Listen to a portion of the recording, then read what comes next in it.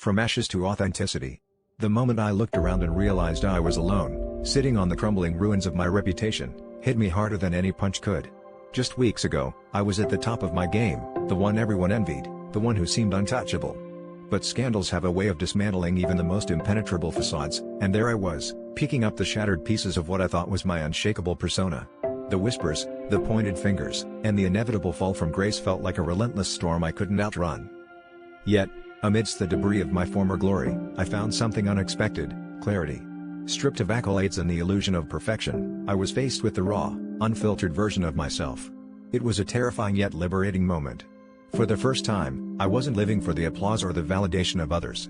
I started to understand that true character is forged not in the warmth of praise but in the cold, harsh light of our failures.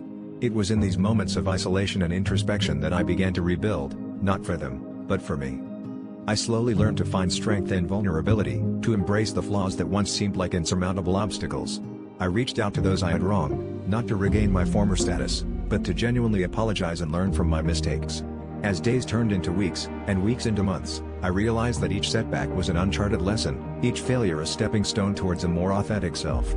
I was no longer the person I once was, and that was okay, because I was becoming someone better.